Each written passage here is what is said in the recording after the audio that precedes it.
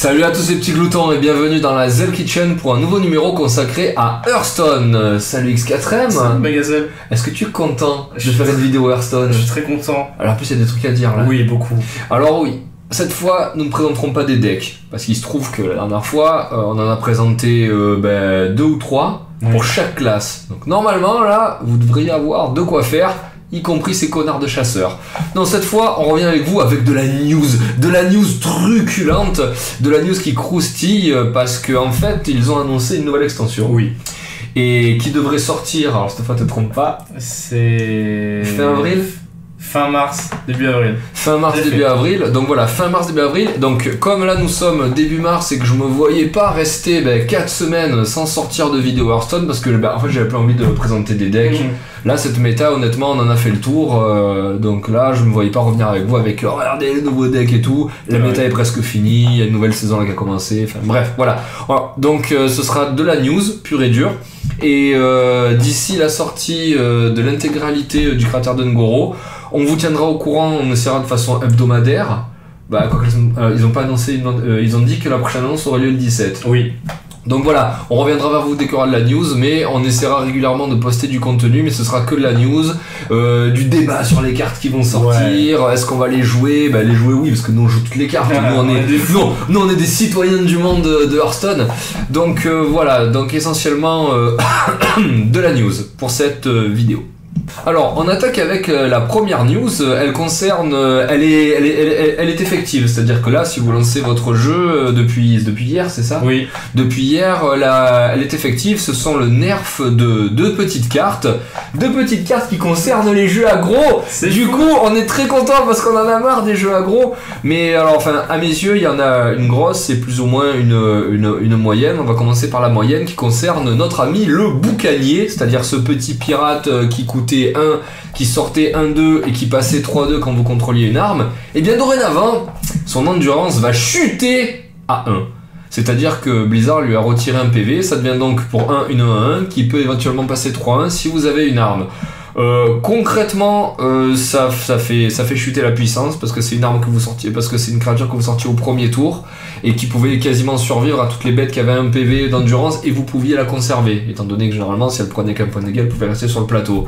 Par contre, ça ne nerf absolument pas sa puissance, c'est-à-dire que dans une optique d'aggro, de dégâts, de faire mal, vous conserverez tout son potentiel d'attaque.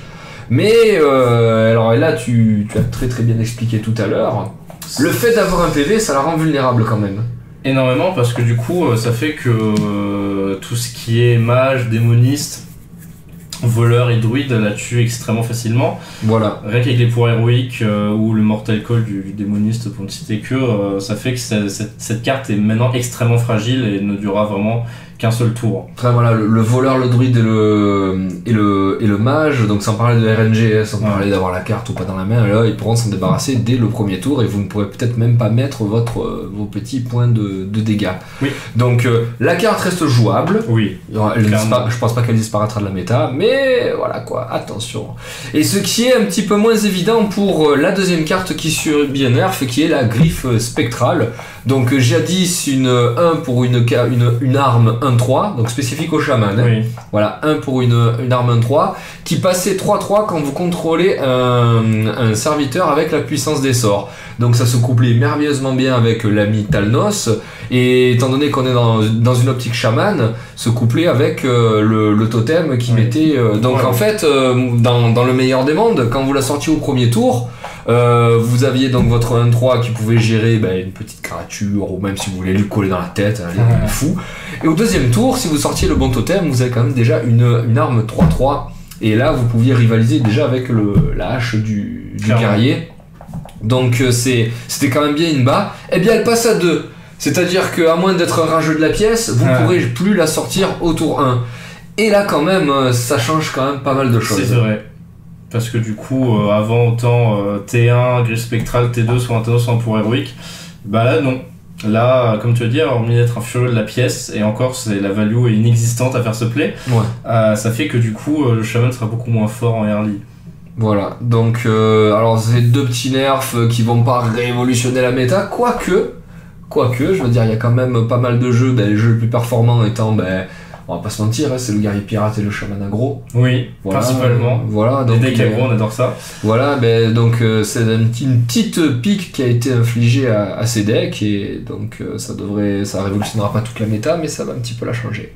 La deuxième news concerne les paliers de la ranked. Alors avant, je veux dire, quand vous perdiez un match, vous chutiez, sauf si vous étiez level 20, vous pouvez pas descendre plus bas. Level 20, c'est le fond du panier. C'est là où je suis là, quand j'arrive le jeu.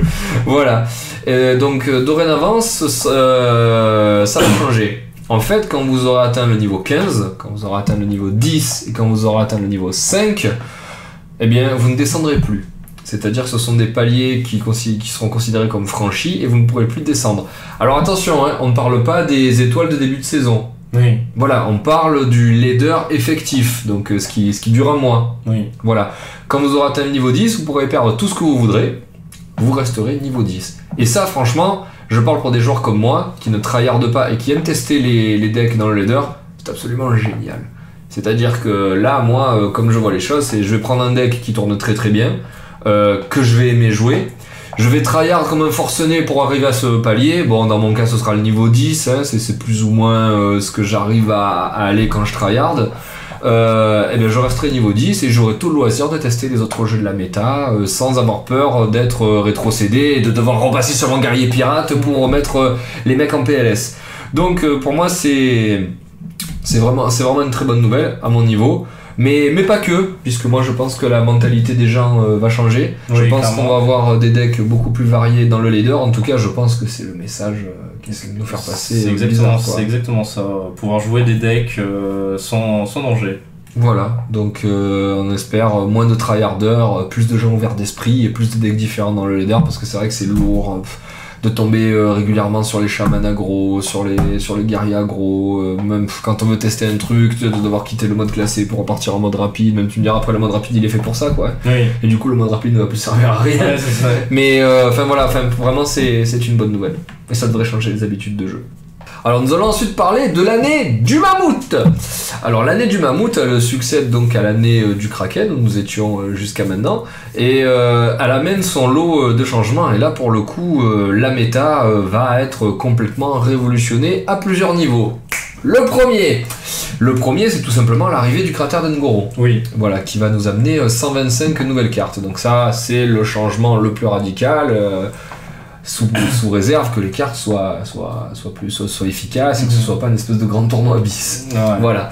Et alors là on parle de ce qui arrive. Qu'est-ce qui sort Alors exit le Mont Roche Noir. Donc qui dit le Mont Roche Noir dit exit Torisan. Oui. Pour citer une des cartes les plus... Et la Tisflamme. Et la Tisflamme, pour citer les cartes les plus emblématiques. D'ailleurs la Tisflamme ça me fait chier. J'adorais le jeu de tempo, je jouerais... Non mais du coup ouais, le mage, si tu lui enlèves le mage givre, et on va y revenir, hein, si tu enlèves le mage givre et le mage tempo, il lui reste que le mage Reno. et le mage phénix, et tu vas pouvoir jouer le phénix, on en reparlera de ça aussi. Le mage des fratteurs. Donc le Mont Roche Noir, exit le grand tournoi. Alors le grand tournoi, à part la championne qui va venir booster votre pouvoir héroïque, je vois... Et les cartes druides. Et quelques cartes druides, ouais, surtout l'idole du druide et les racines du druide. Les racines du druide, c'est vraiment imba, c'est incroyable. Et ça va partir, et du coup, le druide, il va se retrouver un petit peu moins rapide qu'avant. C'est ça. Parce qu'attends, autant le druide, il a toujours eu son inerve et sa croissance sauvage, où il a toujours été très très bon dès le début, là, pour grossir rapidement. Ensuite, on lui a amené ses cartes pour gérer, et vous ajoutez de la main. Là, il va reperdre ça. Comment ça va être comblé? Le corbeau là de 2 pour 1, lui il reste, il a pas de problème. Oui, je crois que ça vient de... C'est une des dernières, je crois. Des dieux anciens. Par contre, ce que je me demande, c'est nourrir. Je sais pas d'où elle sort. C'est une classique nourrir. C'est une classique? Ouais, d'accord. Ça a toujours été la nourrir. Parce qu'avant elle était vue et qui a été jamais jouée et que maintenant... Au début elle était jamais jouée. Avec le nerf de la 5-5 je crois, maintenant qu'elle est tout le temps jouée. Ouais, non, nourrir là c'est clair, c'est imba pour piocher. Donc exit le Roche Noir tournoi et surtout, et c'est là où ça va faire vraiment le ménage dans la méta, exit la Ligue des Explorateurs avec ses 4 explorateurs phares. Oui. Exit notre ami Sir Finlay qui modifie notre pouvoir héroïque et qui rajoutait la value dans quasiment tous les jeux aggro actuels. Oui. Voilà. Exit Elise et son Golden Monkey, qui était moins joué, mais qui restait une carte ultra fun et qui était surtout un moyen de tuer pour les jeux qui n'avaient que pour eux que le contrôle. Je parle pour le War, hein, essentiellement, et éventuellement, fort, hein. éventuellement pour un prêtre, mais surtout le War. Le War qui était vraiment ultra balèze. Exit, qui c'est le troisième Bran. Exit Bran, qui se combotait merveilleusement bien dans la méta avec l'optique et la mécanique de Jade, Ouais. ou même avec Kazakus. Je veux dire, voilà, Bran qui rentrait dans beaucoup de decks de la Ouais. méta actuelle. Et surtout, Exit Reno Jackson. Et là, on peut en parler un petit peu plus. Ça faisait partie des jeux les plus puissants. Oui, De la- clairement. quand vous allez dans une optique de faire durer la partie, hein, voilà, donc c'est le contre-aggro par excellence. C'était les decks les meilleurs. Voilà, je pense aux prêtres, je pense aux mages, même le démoniste peut-être un poil moins, mais le prêtre et le mage c'était vraiment super costaud. Et en fait, avec l'arrivée de Kazakus, de la dernière extension là, donc de Gadgetzan, Ouais. le mage Reno était devenu non seulement plus fort, mais plus fun. Donc on avait Comme le vraiment... démoniste, d'ailleurs. Hein Comme le démoniste d'ailleurs. Voilà, comme le démoniste. Donc, pour moi, la sortie de Reno, c'est dommage parce qu'elle est prématurée. Elle est prématurée, moi je l'aurais bien laissé un palier de plus pour pouvoir profiter de cette nouvelle mécanique, voire rajouter de nouvelles. Mais là, ben, ça sort. Et ouais. À mon avis, on aura un simili Reno. Peut-être pas un truc qui vous remet des PV, mais un truc imba, là, qui, quand vous allez jouer un seul exemplaire de carte C'est dans le ça. deck, vous allez avoir un truc puissant. Mais il faudra qu'il le remplace. Oui. Cette mécanique elle est ultra intéressante, surtout dans la construction des decks, ça vous offre beaucoup plus de possibilités, beaucoup plus de liberté pour faire vos decks.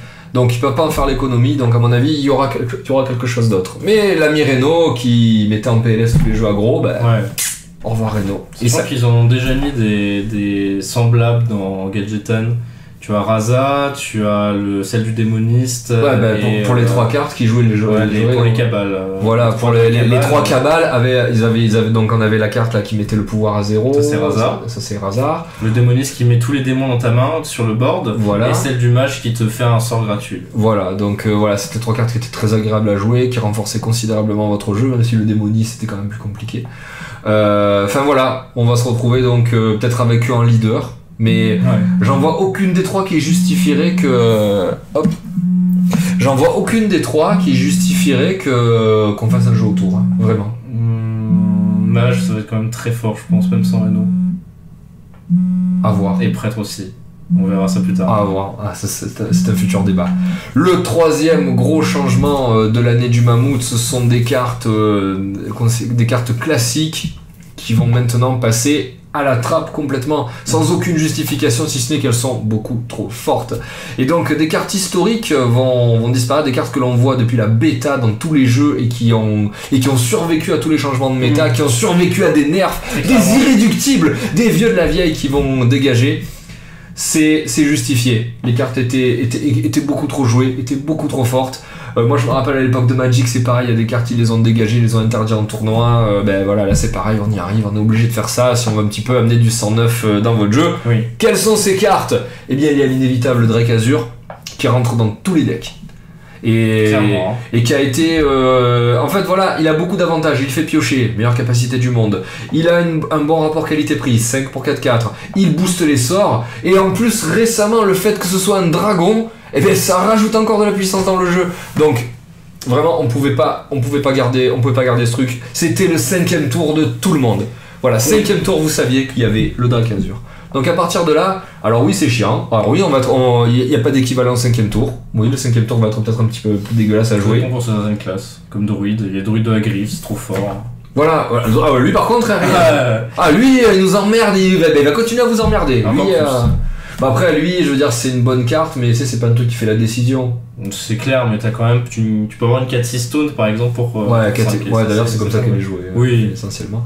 Donc voilà, exit le Drake Azur, exit l'ami Sylvanas. Alors Sylvanas, voilà, ça fait partie des cartes qu'on a toujours vues, qui est rentré qui a été revalorisé pendant les decks Ral d'Agonie, qui est une carte qui vraiment tour 6 obligeait vraiment le mec à réfléchir. C'était quand même une 5-5, qu'est-ce que je peux pas poser mon truc sinon ça va me le piquer. Enfin voilà, Sylvanas c'était vraiment abominable. Elle avait survécu à un nerf Sylvanas, il faut que les anciens sachent que Sylvanas était une 5-5 pour 5. C'était abominable. Je sais pas comment tu peux te dire on va faire une 5-5 pour 5 qui vous vole une carte. Voilà, donc mais elle a été nerfée rapidement. Hein. Ils se sont vite dit bon les gars, là, on a créé un monstre. Du coup elle est passée à 6. Et ben c'est pareil, on l'a joué quand même. C'était beaucoup trop fort malgré le nerf. Et ben là on l'enlève. Au revoir Sylvanas. Hein, je veux dire bon en même temps voilà. D'en haut, c'est elle qui mène la horde. Dans HOTS, c'est le meilleur spécialiste. Donc, ben voilà, c'est normal qu'elle ait une carte Hearthstone pétée. Seulement, on pourra plus la jouer. Voilà. La troisième carte vraiment iconique, c'est Ragnaros qui va disparaître. Alors, Ragnaros, pareil, c'est n'importe quoi. 8 pour une 8-8. Déjà, ça c'est parfait. Et ce pouvoir qui se déclenche, même si c'est aléatoire, qui se déclenche quand elle arrive. Donc, quoi qu'il arrive, quand vous sortez Ragnaros, il va se passer quelque chose. Le mec ne peut pas réagir, il est obligé d'attendre le tour d'après. Il peut vous la détruire le tour d'après, ça arrive à tout le monde. Mais vous allez vous prendre vos 8 points, que ce soit dans la tronche ou ça va généralement nettoyer quasiment n'importe qui sur le board. Oui. Donc Ragnaros c'était beaucoup trop fort. C'était le meilleur finisher qu'il y avait depuis le début, ça rentrait dans tous les decks. Voilà, n'importe quelle classe qui souhaitait avoir des mécaniques de jeu spécifiques, elle vous finissait Ragnaros et avec une deuxième à côté généralement. Genre le Warship pendant longtemps il a joué avec Grom et Ragnaros à côté. Toujours d'ailleurs. Voilà, donc Ragnaros ça va disparaître, il restera que son cousin du paladin là, qui remet des PV. Mais voilà, là dans une optique défensive, donc c'est quand même pas pareil dans les têtes. Mais voilà, Ragnaros va partir, c'est dommage, hein, il est permaban dans HOTS, il va dégager du racisme primaire contre Ragnaros, mais bon, au bout d'un moment il faut renouveler quoi. Vous avez ensuite chez le démoniste la puissance accablante. La puissance accablante pour 1, vous mettez plus 4 à n'importe qui, et heureusement la créature meurt à la fin du tour. J'ai horreur de cette carte, donc moi c'est avec grand plaisir que je la vois partir. Elle occasionnait des combos qui étaient monstrueux. Ouais, ça fait du bien de... En fait, elle rendait n'importe quelle carte forte. C'est ça en fait le message qu'il faut passer. Et surtout en fait au niveau du damage pool, vous avez pour 1 vous mettez 4. Et ça c'est beaucoup trop déséquilibré. C'est juste pas possible. Donc tous les jeux, mais ça donc tu disais tout à l'heure, c'est pour faire disparaître les jeux Reno Combo. Ouais, pas Reno Combo, Leroy. Même les combos en général avec les charges, notamment Leroy, ça faisait quelque chose de tellement fort avec le manipulateur qui permet de copier les cartes. C'était fou. Un combo 24 points de dégâts en un tour, c'est quand même horrible. Tu peux rien faire contre, donc c'est bien d'enlever une carte combo pareil. Voilà. Ensuite, deuxième bonne nouvelle, on va retirer le javelot de glace. Et alors le seul intérêt de retirer le javelot de glace qui n'est joué que dans un seul type de jeu, c'est de supprimer le mage givre. Donc tout à l'heure on vous en a parlé, il y a Torisan qui sort. Le javelot de glace qui sort, donc ouais, le mage givre là vraiment on lui porte une estocade, alors ça sera toujours joué hein, mais le mage givre honnêtement c'est une abomination, c'est vraiment c'est ça le vrai cancer de Hearthstone.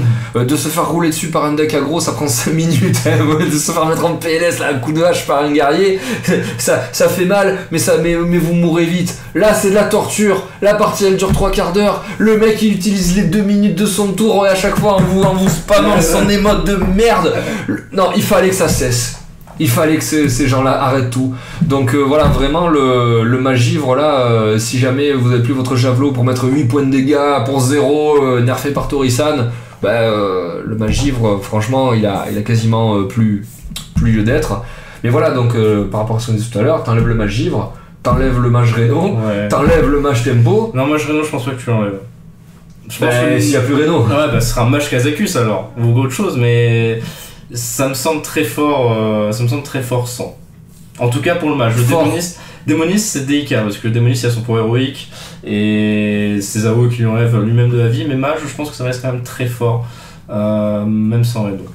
Clairement. N'empêche, à vue de nez, il nous reste que ça. Oui, c'est parce que c'est tout ce qui restera. Non mais dans la dernière méta, vraiment, il y a le tempo qui était un petit peu joué. Ouais. J'ai vu 2-3 listes qui sont passées, qui sont fun, qui sont sympas. Le mage givre et le mage Reno. Même le givre, le reste, ça n'existe pas. Même givre n'existe plus. Ouais, quoi qu'attends, il est resté God tier pendant un moment le mage givre. C'était plus très fort sans sélection. Ouais, mais même les mecs, ça les fait chier de jouer ça te fait chier toi, ça les fait chier eux. Donc oui, Galek, ça dégage, on n'en parle plus. Et donc la dernière carte qui va sortir du format, c'est le dissimulé du voleur. Là, c'est dommage. Là, c'est dommage. Pourquoi ? C'est un peu plus discutable. C'est un peu plus discutable. Autant les autres, ça fait chier. Hein, le Sylvanas, Ragnaros, ça fait chier. On les aimait toutes ces cartes. le dissimulé du voleur, vous nerfez le voleur. D'accord? Vous nerfez une classe qui a été useless, qui a été laissée de côté, où il y a peut-être un jeu viable dans chaque méta, et ben vous la nerfez. Toujours le même d'ailleurs, le jeu viable, c'est toujours le miracle. Voilà, depuis le début. Allez, l'aventurier en pleine quête, c'est considéré comme du miracle. Oui, mais ça c'est dans le miracle, l'aventurier en pleine quête. Ouais, mais c'est pas le. C'est pas c'est très fort. Ouais, c'est très Maligos. fort. T'as le rogue Maligos qui est bien, mais ensuite t'as le rogue Jade, mais qui est moins bien. Voilà. Mais donc voilà, donc le voleur, il revient avec des decks. Moi, par exemple, le voleur, j'ai toutes mes classes qui sont en portrait doré et qui sont passées à 500 victoires, à part le chaman et le prêtre qui sont à 460, je devrais m'en sortir. Le voleur, moi, il est à 410, et encore parce que j'ai beaucoup aimé ce qu'ils en ont fait dernièrement, du coup, je l'ai beaucoup rejoué, mais on peut pas gagner. Franchement, un casu là qui joue comme moi, là, un casu qui essaie de jouer un petit peu tous les decks, il s'attarde pas sur le voleur, je suis désolé. Et là, donc, il se reprend une stock. Donc, les rares jeux viables, vous les nerfez. Donc, franchement, j'espère qu'Ngoro ça va mettre le paquet, parce que sinon, le voleur. Après, je comprends bizarre parce que dissimulé, donc du coup, pour 1 de mana, tu rendais toutes tes créatures camouflées, donc du coup, beaucoup de classes ne pouvaient rien faire contre ça. Et c'est vrai que ça pouvait être relativement injuste, donc je comprends. Mais c'est quand même dommage parce que c'était quand même une très bonne carte. Ouais. Alors pour faire un petit peu le lien avec la news précédente, ils ont annoncé enfin un nouveau personnage alternatif pour la classe voleur. Alors parce que ouais, c'est pas normal, je suis désolé, le mage il en a 3 et il y a certaines classes qui en ont qu'une, en plus c'est une fille, c'est Valéra. Donc ils ont mis notre fille. Oui. Non voilà, donc la classe voleur pourra jouer donc Maiev qui est un perso ultra classe, oui, et qui a été remis au goût du jour dans Légion, oui, sur World of Warcraft. Donc voilà, vous pourrez alterner un petit peu entre deux portraits et franchement c'est cool. Oui. Par contre j'ai vu, il faut gagner une dizaine de parties. Oui. En classé. En classé ou non classé n'importe. Oui. Ah, donc juste en partie 1, l'arène et tout ça compte pas. Juste en classé ou non classé. D'accord, donc c'est bon, tout le monde l'aura, j'allais dire. Mais c'est surtout que ça c'est encore moyennement important, c'est surtout que c'est gratuit. C'est ça qui est bien. Et une dizaine de 10 parties c'est rien, en vrai. Bah, ça aurait été en classé, il y en a qui se seraient un peu fait chier à les avoir, tu vois. Ouais. Ça va 10. Bah, tu vois, un mec qui commence Hearthstone là maintenant, là, 100 cartes, putain, en classé. Oui, c'est vrai. Mais après, tu sais, c'est surtout que 10, tu joues et au fur et à mesure, tu progresses, quoi. Non, c'est ça, ouais. Donc voilà, bref, bah écoute, bienvenue à toi, Maiev. En tout cas, moi je te camperai une fois que tu seras sorti. Moi aussi. Alors il y a tout un micmac qui va se passer au niveau de l'arène. Elle va être complètement chamboulée, beaucoup de changements vont y être faits pour inciter un petit peu les gens à mettre les pieds dedans. Moi par exemple, je n'y joue absolument jamais en arène. Voilà, oui. J'y ai joué un petit peu au début, je crois qu'il n'y avait même pas d'Extramas qui était sorti. C'est pour dire. Mais j'aime pas, enfin voilà, moi j'ai la chance d'avoir toutes les cartes, j'aime pas aller m'emmerder avec un deck arène là qui va être absolument dégueulasse bien souvent. Donc voilà, le but c'est de remettre un petit peu les joueurs en arène. Mais alors voilà, on va pas vous le développer ici, on va faire une vidéo spécifique à l'arène à part. Comme ça me permettra un petit peu de faire quelques parties d'arène. J'en ai jamais montré sur ma chaîne de l'arène, alors que c'est un mode de jeu qui est fun. Hein. C'est cool. Donc vidéo spécifique à l'arène à part. Et voilà, faudra aller consulter l'autre vidéo. Alors maintenant nous allons passer à la partie qui vous intéresse sûrement le plus, à savoir la review des prochaines cartes de Ngoro. Il n'y en a pas beaucoup qui ont leaké, il y en a 6 je crois. 5. Il y en a 5. Voilà, donc on va un petit peu voir qu'est-ce que nous promet comme mécanique Ngoro. Est-ce que c'est directement intégrable dans la méta actuelle? Enfin voilà, on va un petit peu refaire le monde autour de ces cartes. Il n'y en a pas beaucoup, voilà, il y en a 5 sur 120, donc voilà, il y aura beaucoup de vidéos où on refera un petit peu le même débat. Alors on va commencer avec la carte du volcan, qui est un sort chaman pour 5, qui va infliger 15 points de dégâts dans la gueule du mec et le tuer, ça va être là. Non voilà, qui va infliger 15 points de dégâts répartis sur les serviteurs de la... Putain, comment ça s'appelle l'art de jeu, sans déconner, le board. Voilà, réparti sur 15 dégâts répartis sur les serviteurs du board. Voilà, pour 5. Allié ou ennemi. Allié ou ennemi, c'est-à-dire ça peut même vous partir dans la gueule, avec une petite surcharge de 2. Alors voilà, 5, 15. On pourrait croire que le rapport est absolument incroyable et que vous allez tout nettoyer, et que limite, ils auraient pu marquer, nettoyez le board, détruisez le board, puisqu'on y est. Parce que c'est quasiment ça, 15 points de dégâts. Donc en gros, on va résumer pour 5 avec le chaman. Vous avez pas le nez en distordu, mais presque. Ouais. Avec un surcharge de 2, c'est-à-dire que le tour d'après, tour 6, vous n'aurez que 4 cristaux pour vous. Ben moi je trouve ça pourri. En fait, c'est pour remplacer la destruction élémentaire. Qui sort Non, la destruction élémentaire, c'est une carte du grand tournoi qui du coup voilà, elle sort du format. faisait 4 à 6 points de dégâts sur tout le board. Voilà. Et qui coûtait 5 aussi, qui avait Mais 2 beaucoup- ou 3 beaucoup- surcharges. beaucoup 3 de surcharges, surcharges. je crois. Donc, du coup, en fait, c'est. Non, il y avait genre 5 de surcharge. C'est que Ouais, un truc du genre, tu jouais c'était- quasiment pas le c'était tour d'après. immense. Et en fait, ouais. Volcan remplace la destruction élémentaire pour un archétype plus contrôle du chaman. D'accord. Ouais, non, bah alors c'est sûr, oui, ça va tout nettoyer. On a l'impression vraiment que 15 au tour 5, c'est beaucoup trop. Voilà, enfin, moi perso, je suis pas fan. J'aime beaucoup le dessin. Bah, en fait, clairement, il y a encore, tu vois, il y a encore 120 cartes qui doivent être dévoilées. Mais je pense que si Blizzard veut faire un chaman plus contrôle, ce sera forcément joué. Ouais, mais Obligatoirement. le Shaman Control, il existe plus ou moins déjà, tu vois. Oui, avec les jades, mais là, tu vois, ils peuvent sortir des cartes pour le rendre encore plus contrôle. Du coup, t'auras la chaîne d'éclairs et ça, Oui. pour contrôler. À la place de la chaîne d'éclairs, là, et je pense qu'elle va être jouée dans une archétype contrôle, c'est obligatoire. et tu pourras. Ah, et au fait, la carte du Shaman, la légendaire qui te redonne des points de vie pour chaque dégât, elle sort, elle, du format. Je crois que c'est une carte des dieux anciens, non? Ah, ouais, non. Ouais, donc elle reste encore. Donc tu peux la comboter et Et gagner. te rendre plein de vie. Et te rendre 15 Ce qui PV. était le cas déjà avec Destruction élémentaire. Voilà. Il jouait Destruction élémentaire. Enfin, cette D'accord, carte, donc en Destruction gros on élémentaire. est plus sur une carte qui va remplacer un truc qui existe déjà, C'est ça. en faisant plus ou moins l'usage sera en tout cas L'usage est identique. complètement le même. Voilà. Nous passons maintenant à Pyros, qui est un vaste cousin de Halar, le phénix de Keltas. Oui. Donc alors pour 2, vous avez une 2-2 qui en râle d'agonie vous mettra une 6-6 pour 6 dans les mains et qui elle-même est un élémentaire et qui a un très très beau dessin et qui ne sera joué que par les mages. Oui. Alors moi je suis complètement emballé. Tu as oublié le deuxième effet.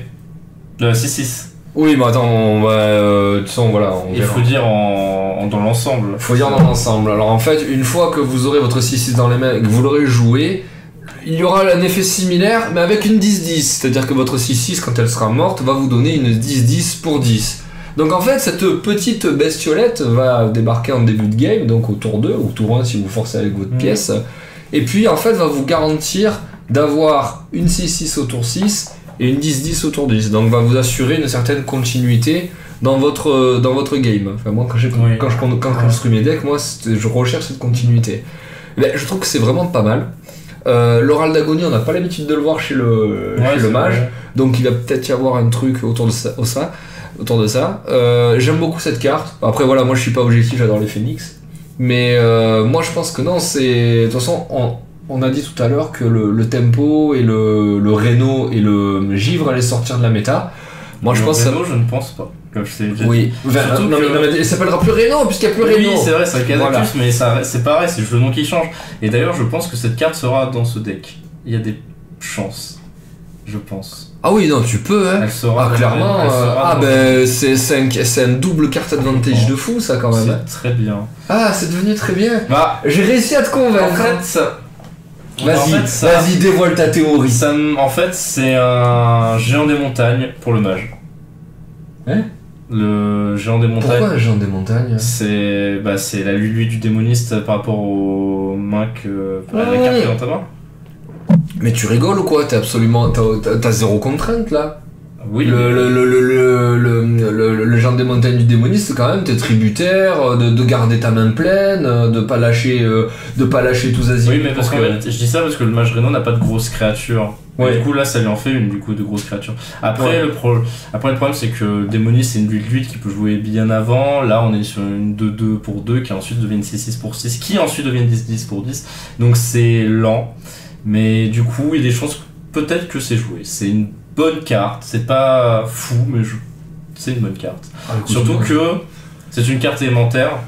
Voilà, Et même si pour l'instant aucune synergie n'a été montrée, il faut voir ce que ça donne. on y reviendra sur les élémentaires, on a un petit truc à dire dessus. Je te propose de passer à la carte suivante. Oui, Donc, parlons du Brachiosaure verdoyant. Voilà. Qu'est-ce qu'il est beau. Alors, nous avons donc une 5 pour une 5-4, donc déjà ça c'est pas trop mal, avec donc qui est une bête, et là dans le jeu druide ça prend toute son importance, avec l'adaptation. Et c'est le moment de vous dévoiler l'adaptation. Qu'est-ce que l'adaptation ? Je t'écoute. Une nouvelle mécanique qui fera un peu comme Kazakus quand vous créez votre potion. Là, quand vous avez posé votre créature, vous aurez le choix entre 3 buffs aléatoires parmi 10 proposés. Qui sont, il y en a plein, donc du coup, vu qu'il y en a 10, c'est que vous aurez le choix de 3. Donc il y a, soit vous aurez le plus 3 d'attaque, soit le bouclier divin, une provocation. Râle d'agonie invoque 2 plantes 1-1. Furie des vents. Ne peut pas être la cible de sort ou de pouvoir héroïque, et ça c'est bien parce que ça fait très longtemps qu'il n'y a plus de carte comme ça qui est sortie. Ouais, c'est... +1/+1, +3 de vie, camouflage jusqu'au tour prochain, ou détruit tous les serviteurs endommagés par cette créature. Donc en gros, vous l'avez compris, l'adaptation, en fait, la créature va arriver avec un bonus que vous pouvez retrouver dans toutes les cartes Hearthstone au fil des extensions. Donc elle va arriver avec un bonus aléatoire et qui existe déjà sur d'autres cartes. Donc aucune mécanique spécifique, que des trucs que vous connaissez déjà. Le truc, c'est que ça va arriver de façon aléatoire. Donc là, concrètement, on est sur du 5 pour du 5-4 avec un bonus. Donc on est gagnant. On est gagnant dans tous les cas, ça va être une très bonne carte. Il n'y a pas de mauvais bonus. Ils sont tous bons. Il y en a qui sont super à d'autres, je pense notamment au +3 de vie. Ça fait que t'as une créature monstrueuse pour 5 de mana, et en plus c'est une bête, donc du coup tu peux la buffer. Voilà, en fait c'est surtout, moi je voyais ça dans l'optique bête du druide. Vous avez au tour 6 là la dresseuse de la ménagerie, là, un truc comme ça. Et ben, c'est une carte que vous pourrez copier. Par exemple, ce serait tellement fort. Actuellement, on joue la 5-5 camouflage à l'espèce de tigre de Strangleron's. Je pense que ça, vous pourrez le remplacer. Clairement. Voilà, donc pour moi, c'est pas fou, hein, mais ce sera intéressant. Moi, ce que j'aime pas, c'est en fait le côté aléatoire de l'adaptation. Donc, si elle se pointe en étant ne peut être la cible de sort ou de capacité, c'est bien, mais après, t'as 10 choix. T'as 10 choix possibles, mais justement, t'as 3 choix. C'est peut-être trop. Tu vois, je vais te dire un truc. Ouais, mais t'as forcément quelque chose de bien dans ta situation actuelle. Tu vois la potion de Kazakus. Tu as beaucoup de choix. Mais t'en as 3, 4. Tu te mets de l'armure, tu pioches des cartes, tu mets des dégâts, tu mets tout le monde en mouton. Les démons. Il y en a, les démons, t'en as 4 ou 5. Là, t'en as une dizaine. Surtout que Kazakus en choisit 2. Voilà, t'en as une dizaine. Ça fait beaucoup, ça renforce encore ce côté aléatoire. Donc on n'aura jamais de merde, y a pas de problème, il t'arrivera rien avec cette... Mais voilà quoi, moi tu vois j'aimerais bien là, tu vois si jamais je me dis je veux faire un jeu de token et je mise tout sur Invoque de plante 1, je peux même pas. C'est vrai. Voilà, donc c'est bien, mais attention au côté aléatoire de l'adaptation. Moi j'en fais pas, au même titre qu'il y a eu la joute à l'époque du tournoi. L'adaptation pour moi j'en fais pas un truc de fou. Après la joute c'était encore plus aléatoire. La joute, c'est horrible. À la joute, on parlait quand même de chance sur le deck, donc on était à... C'est vrai que la joute, t'avais rien si tu perdais. Là, t'auras un truc. Oui, voilà. C'est toujours renforcé. Je te propose de passer à la carte suivante. Oui. Qui est le réveil des Phasers. Et là, nous rentrons dans une grosse nouvelle mécanique de jeu que j'aime énormément, qui a été très très bien exploitée dans HOTS. Et qui maintenant va de nouveau l'être dans Hearthstone. Donc là vous avez la carte de quête. Pour 1, vous devez invoquer, donc c'est les impératifs qui ont été pris dans World of Warcraft, vous devez invoquer 7 serviteurs avec le râle d'agonie. Voilà. Et si jamais vous y arrivez, et bien comme toute quête, vous serez récompensé. Et là la récompense c'est vous obtenez le droit d'invoquer, elle débarquera pas dans ta main. Elle arrive dans la main, voilà, attention. Hein. Elle arrive, Amara, gardienne de l'espoir, qu'on va vous montrer. Hop, hop, et hop, voilà. Amara, gardienne de l'espoir, donc si vous réussissez votre quête, donc si vous invoquez 7 créatures avec l'oral d'agonie, donc on peut se dire que ça va arriver, si vous en sortirez pas une par tour. Hein. Oui. À mon avis, ce sera très rare d'en sortir une partie, donc vous ne serez pas au tour 7, vous serez plutôt sur du late game, voire du très late game.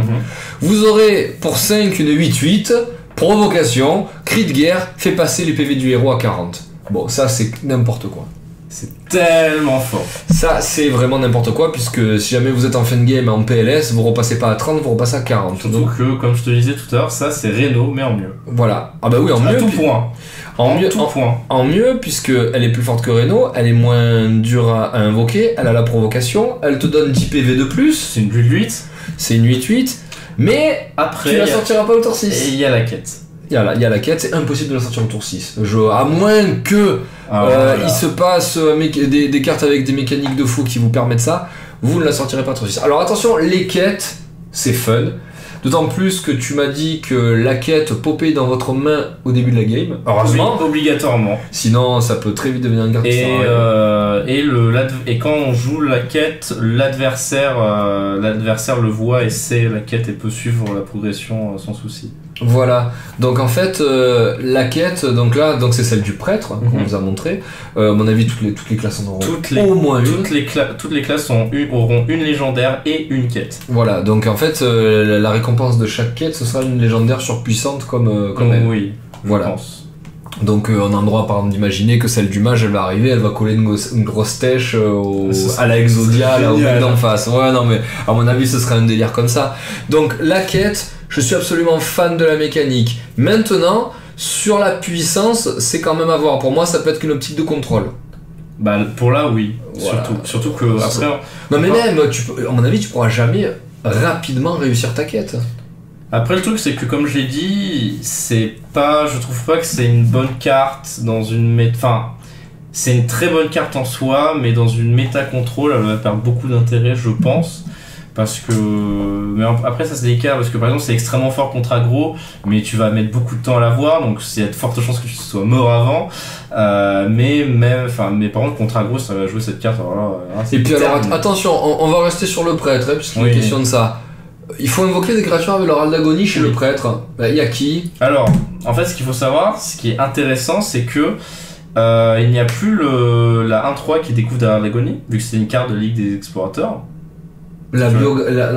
C'est le. Je sais plus comment il s'appelle. Le scarabée? Non, c'est. La 1-3. La 2 oui, oui. de mana 1-3. Donc avec ça, tu découvres un l'agonie. Bah, cette Ouais. carte n'existe plus. Enfin, elle est en Oh white là parce là que là c'est une carte de la là Ligue des Explorateurs. Oh là là. Néanmoins, en deux têtes, la seule Ral d'agonie qui est très forte, c'est la 4-3. 4-3 pour 4, Ral d'agonie Qui vole une fait carte une carte. du deck, qui est très Exactement. très forte. Voilà. Sinon, il va devoir jouer des Ral d'agonie neutres. Neutre, genre celle qui te fait piocher, la 2 qui fait piocher. Oui, Voilà, donc à vue de nez. Après voilà, on spécule, on la connaît pas la Oui. méta, on sait pas les cartes qui vont amener. Ça, c'est clair. Mais là, à vue de nez, voilà, maintenant vous savez avec cette carte que le prêtre il va passer en Ral d'agonie. Après, ce sera. Enzot sera encore joué. Ce sera obligatoire, Enzot, Ah ouais, là, dans cette optique. Là, ce sera forcément un prêtre contrôle Enzot. Ce sera obligatoire.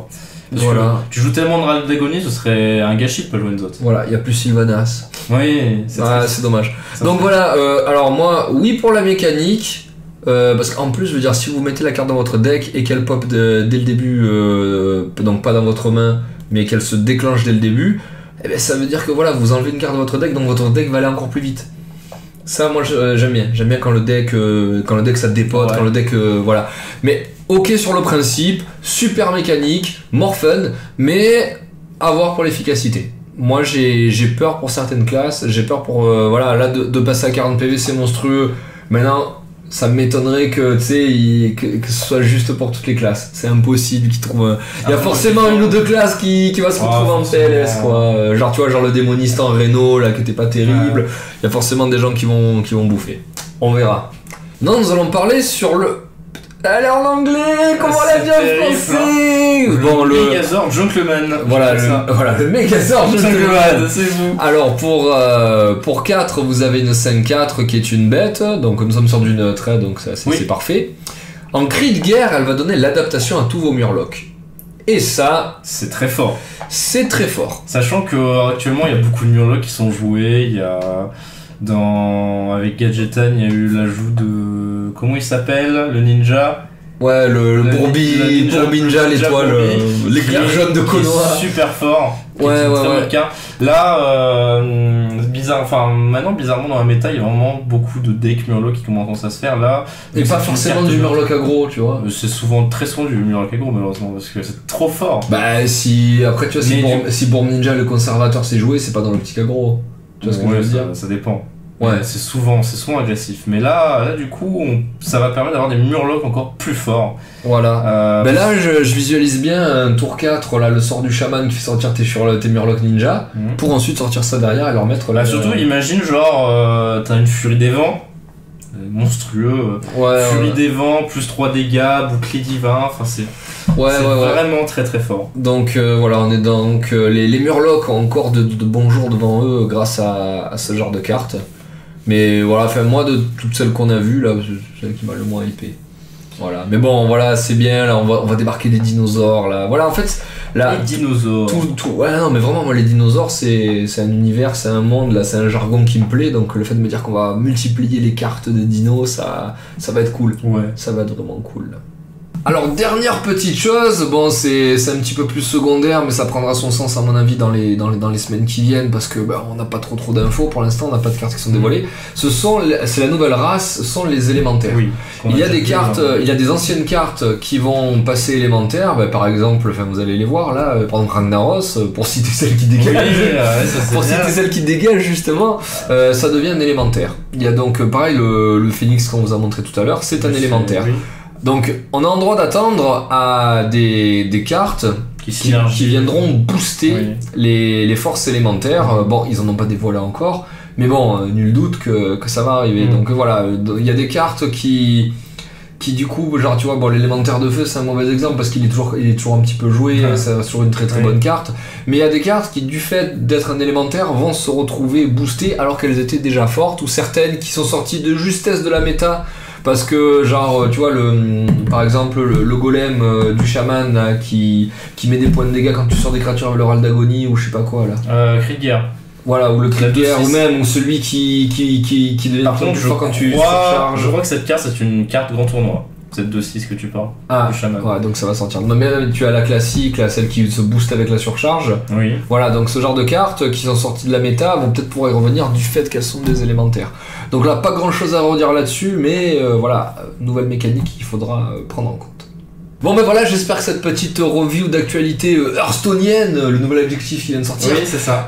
Vous a plu. Nous on attend le 17 mars pour avoir la deuxième salve d'infos et surtout pour pouvoir spéculer sur les nouvelles cartes. D'ici là, voilà, on attend, on sortira de la vidéo, on refera le monde et vivement début avril pour tester des decks, pour présenter de nouveau 9 decks avec le chasseur qui servira à rien et voilà, on verra c'est quoi les nouvelles forces vives de la méta dans le cratère d'Ungoro. Écoute, je te dis à bientôt. À bientôt. Et surtout, jouez bien. Et à la prochaine.